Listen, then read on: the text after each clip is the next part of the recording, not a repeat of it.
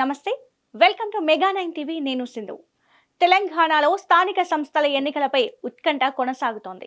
Sarpanch, MPTC, ZPTC పదవీ కాలం గతేడాది ముగియగా high court తాజాగా సెప్టెంబర్ 30లోగా ఎన్నికలు పూర్తి చేయాలని ఆదేశించింది. అయితే బీసీలకు 42% రిజర్వేషన్లు కల్పిస్తామని కాంగ్రెస్ హామీ ఇచ్చింది. ఈ నేపథ్యంలోనే బీసీ రిజర్వేషన్లు ఖరారు చేశాకే ఎన్నికలకు వెళ్లాలని సర్కార్ భావిస్తున్నట్లు తెలుస్తోంది.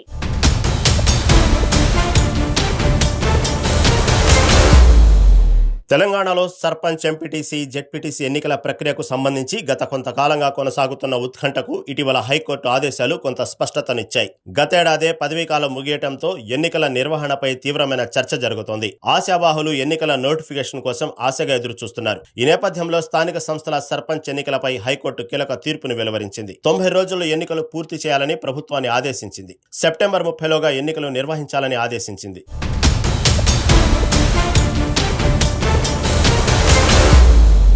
అయితే స్థానిక సంస్థల ఎన్నికల్లో బీసీ రిజర్వేషన్ల అంశం ప్రస్తుతానికి పెద్ద సవాలుగా మారింది. స్థానిక సంస్థల ఎన్నికల్లో బీసీలకు 42% రిజర్వేషన్లు కల్పిస్తామని కాంగ్రెస్ పార్టీ హామీ ఇచ్చింది. కానీ అన్ని సామాజిక వర్గాలకు కలిపి 50% రిజర్వేషన్లు మించరాదన్న సుప్రీంకోర్టు తీర్పు ఈ హామీకి అడ్డుగా నిలుస్తుంది. రిజర్వేషన్లను ఖరారు చేసి స్థానిక ఎన్నికలు నిర్వహించాలన్న హైకోర్టు ఆదేశం నేపథ్యంలో రిజర్వేషన్ల అంశాన్ని త్వరగా తేల్చే దిశగా ప్రభుత్వం కసరత్తు ప్రారంభించింది.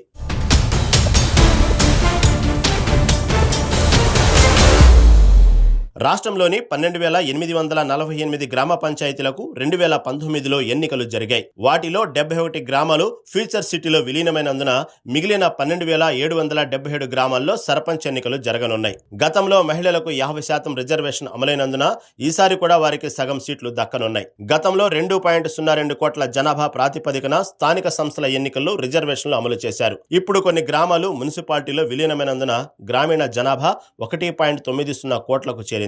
దీని ప్రకారం ఈసారి బీసీలకు 20 నుండి 22%, ఎస్సీలకు 18 నుండి 20%, ఎస్టీలకు 8 నుండి 10% సీట్లు కేటాయించే అవకాశం ఉన్నది. రొటేషన్ అమలుకు ప్రభుత్వం చట్టం చేసినందున గతంలో ఉన్న బీసీ, ఎస్సీ, ఎస్టీ స్థానాలు ఇప్పుడు మారుతాయి. ఎస్సీ సీటు బీసీ లేదా జనరల్ కు కేటాయించే అవకాశం ఉంటుంది.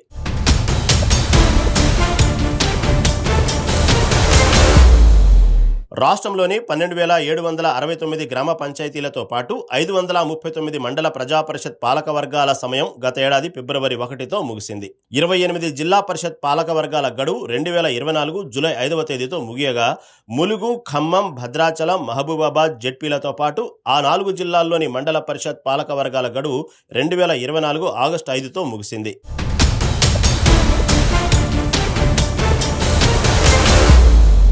స్థానిక సంస్థల ఎన్నికలకు ముందు బీసీ రిజర్వేషన్ల అంశంపై కాంగ్రెస్ పార్టీ రాష్ట్ర ముఖ్య నేతలు కీలక చర్చలు జరిపారు. సామాజిక న్యాయ సమరభేరి సభలో పాల్గొనేందుకు హైదరాబాద్ వచ్చిన కాంగ్రెస్ ప్రధాన కార్యదర్శి కేసీ వేణుగోపాల్తో ముఖ్యమంత్రి రేవంత్ రెడ్డి, పీసీసీ అధ్యక్షుడు మహేష్ కుమార్ గౌడ్, మంత్రి ఉత్తమ్ కుమార్ రెడ్డి, ఏఐసీసీ రాష్ట్ర ఇన్ఛార్జి మీనాక్షి నటరాజన్ సమావేశమయ్యారు. ఈ భేటీలో ప్రధానంగా కులగణనపై ప్రజల్లో వచ్చిన సానుకూల స్పందనను ప్రస్తావించారు. బీసీలకు 42% రిజర్వేషన్ల ప్రకారం స్థానిక సంస్థల ఎన్నికల్లో టికెట్లు కేటాయించాలని మహేష్ కుమార్ గౌడ్ కోరినట్లు సమాచారం.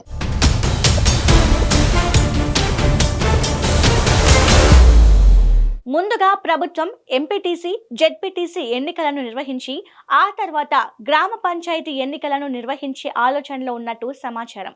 గ్రామ పంచాయతీ ఎన్నికలు పార్టీ రహితంగా జరిగేవి కాబట్టి వాటిని విడిగా నిర్వహించాలని భావిస్తోంది.